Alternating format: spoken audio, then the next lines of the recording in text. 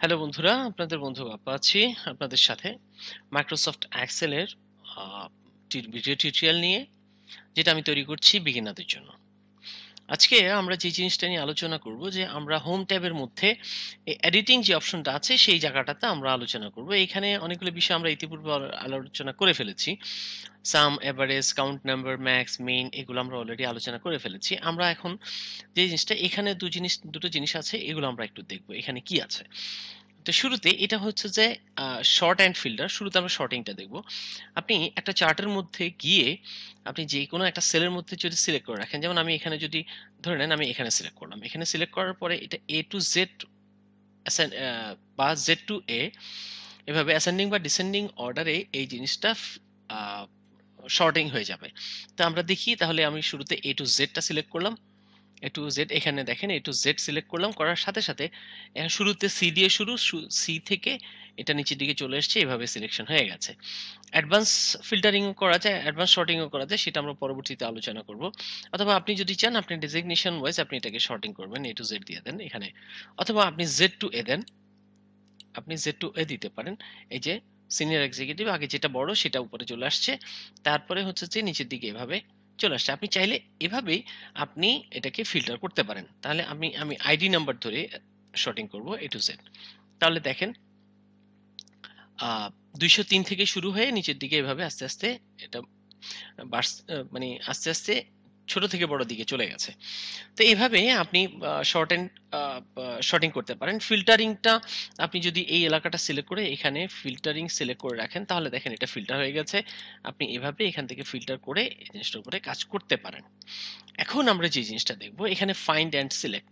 Find এর জন্য find মানে হচ্ছে ধরেন আমি ফাইন্ড ক্লিক করলাম, ফাইন্ড ক্লিক করার পরে আমি এখান থেকে খুঁজছি ধরেন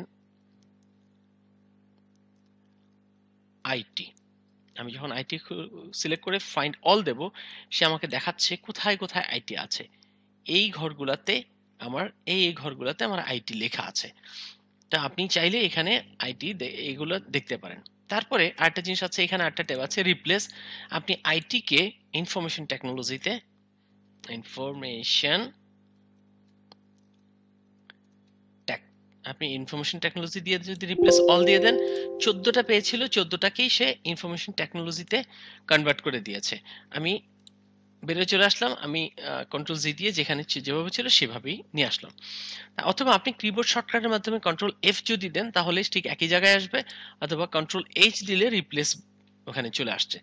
তা আপনি চাইলে একটা একটা করে রিপ্লেস করতে পারেন। আপনি যদি ফাইন্ড দিয়ে একবার রিপ্লেস দেন তাহলে প্রথম যেটা পাবে সেটাকে রিপ্লেস করবে, তারপর একটা করবে, এভাবে করতে থাকবে।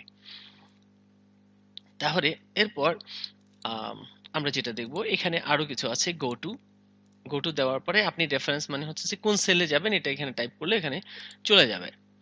তারপরে গো টু স্পেশাল, এটা একটু মজার একটা জিনিস, যে এখানে যেখানে কন্টেন্ট আছে সেটাকে সে সিলেক্ট করবে। তো এখানে নাম্বার, টেক্সট, লজিক, এরর যেটাই থাকুক সে এটাকে পুরোটাকে সিলেক্ট করছে। এইখানে এগুলাতে কন্টেন্ট আছে, এগুলা তার মানে যেখানে ফর্মুলা বা ফাংশন আছে সেটা সে এখানে সিলেক্ট করেনি। তারপরে আমি যদি যাই গো টু স্পেশালে গিয়ে আমি যদি ফর্মুলাতে ক্লিক করি, তাহলে এটা অলরেডি সিলেকশন হয়ে আছে। এখন গো টু স্পেশালে গিয়ে আমি ফর্মুলাতে যদি ক্লিক করি, তাহলে যেখানে যেখানে ফর্মুলা আছে সে শুধু সেই এলাকাটা সিলেক্ট করছে।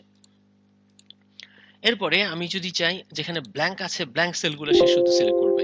এটা সিলেকশন থাকা অবস্থায় হবে না। আপনি গো টু স্পেশালে গিয়ে আপনি যদি ব্ল্যাঙ্ক সিলেক্ট করেন, পুরো পুরো ওয়ার্কশিটের মধ্যে মানে যতটুকু এরিয়া আমরা প্রিন্ট এরিয়ার মধ্যে আছে ততটুকুর মধ্যে যতটুকু ব্ল্যাঙ্ক সিলেকশন আছে সেটা আমাকে দেখাচ্ছে।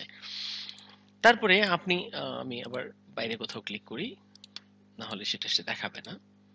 গো টু স্পেশাল, আপনি আমি এখন ধরেন যে এখানে কমেন্ট আছে আমি সেটাকে সিলেক্ট করব। তো আমি এখানে দেখি কমেন্টস এর ঘরটা সিলেকশন আছে। তাহলে আপনি দেখেন এই দুটো ঘরের মধ্যে কমেন্টস আছে, এখানে হ্যালো দেওয়া আছে, এখানে হাই দেওয়া আছে। তো এভাবে আপনি গো টু স্পেশালে গিয়ে অনেকগুলো কাজ করতে পারেন। ধরে নেন আপনি এখানে সিলেকশন থাকা অবস্থায় আপনি গো টু স্পেশালে গেলেন, গিয়ে আপনি যেখানে ব্ল্যাঙ্ক সেল আছে সেটা সিলেক্ট করলেন, করে এই ব্ল্যাঙ্ক সেলগুলোর ভিতরে আপনি কিছু একটা লিখবেন, A B C D, control enter array ফর্মুলাতে দিয়ে যদি দেন, প্রত্যেকটা ব্ল্যাঙ্ক সেলে সে কিছু ডাটা দিয়ে দিয়েছে।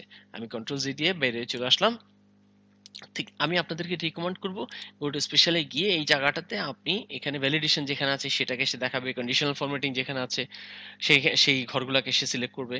তারপরে হচ্ছে যে এইভাবে আপনি ফর্মুলা যেখানে আছে ফর্মুলা ঘরগুলাকে এখান থেকেও আপনি গোটা স্পেশালে গিয়েও পারেন, এখান থেকে গিয়েও আপনি এই জিনিসগুলো করতে পারেন। তা আমি আপনাদেরকে অনুরোধ করব যে এই ভিডিওটা আপনার এখানে গোটা স্পেশালে গিয়ে ওই জিনিসটাকে ব্যবহার করাটা আপনি এখান থেকে দেখবেন এবং সবগুলা ফাংশন এখান থেকে সবগুলা টুল আপনি ব্যবহার করে দেখবেন। তাহলে আপনাদের পরবর্তীতে কাজ করতে গিয়ে অনেক সুবিধা হবে। সো আজকে এই পর্যন্ত। আপনাদের বন্ধু আপনাদের কাছ থেকে বিদায় নিচ্ছে। পরবর্তী ভিডিও পর্যন্ত সবাই সুস্থ থাকবেন, ভালো থাকবেন। আল্লাহ হাফেজ।